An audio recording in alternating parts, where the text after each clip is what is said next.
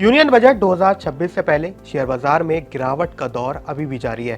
Sensex और Nifty दोनों ही index geopolitical tensions और फॉरेन इन्वेस्टर की सेलिंग के बाद भारी दबाव का सामना कर रहे हैं। लेकिन ठीक बजट से पहले जनवरी में मार्केट की गिरावट का ये पुराना ट्रेंड इस साल भी कायम रहा है।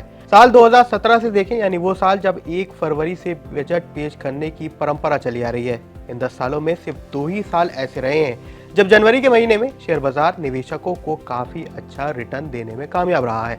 भले ही बजट में होने वाले बड़े अनाउंसमेंट से पहले ये मार्केट क्रैश नजर आ रहा हो, लेकिन ये क्रैश नहीं है बल्कि एक बड़ा पैटर्न बना हुआ है जो पिछले कुछ सालों से जारी है। पिछले कुछ सालों में जनवरी महीने का सेंसेक्स का रिटर्न देखें तो जनवरी 2023 में मार्केट 2.1% गिरा था, जनवरी 2024 में 0.7%, जनवरी 2025 में 0.8% और इस साल जनवरी 2026 में सेंसेक्स करीब 3.5% ज्यादा गिरावट के साथ ट्रेड कर रहा है।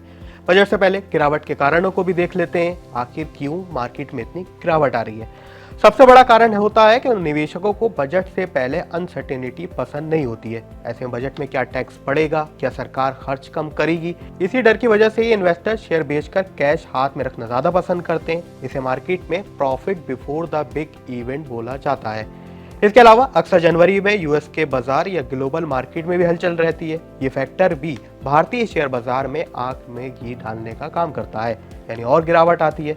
इसके अलावा एक और बड़ा कारण जो साल 2025 में पूरे साल जारी रहा वो था एफआईआई सेलिंग। फॉरेन इन्वेस्टर की सेलिंग ने तो लंबे समय से इन्वेस्टर्स को नुकसान पहुंचाया ही है। दिसंबर की छुट्टी के बाद जब विदेशी निवेशक बाजार में दोबारा एंट्री करते हैं तो ये वह समय होता है जब अक्सर वो पुराना मुनाफा वसूली करते हैं, यानी प्रॉफिट बुक करते हैं या फिर अपने पोर्टफोलियो में रीबैलेंसिंग यानी चेंज करते हैं। और जब वो अपने शेयर्स बेचते हैं तो मार्केट में इसका बड़ा इफेक्ट नजर आता है। इससे भारतीय बाजार भी अछूता नहीं रहता है, दुनिया भर के ग्लोबल मार्केट्स में भी गिरावट नजर आती है।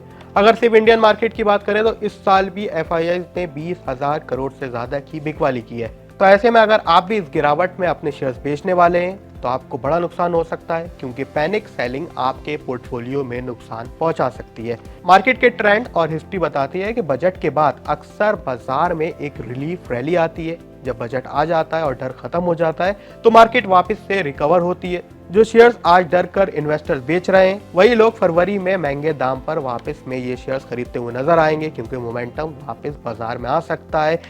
बजट के बाद तस्वीर साफ हो जाती है कि कौन से सेक्टर में कितना निवेश रहा है, सरकार का किन सेक्टर में फोकस रहेगा। ऐसे में इन्वेस्टर्स उसके बाद खरीदारी जारी रखते हैं। तो अगर आप भी एक निवेशक हैं तो बजट के बाद आप कौन से सेक्टर्स में अपना निवेश बढ़ाने वाले हमें कमेंट सेक्शन में जरूर लिखें।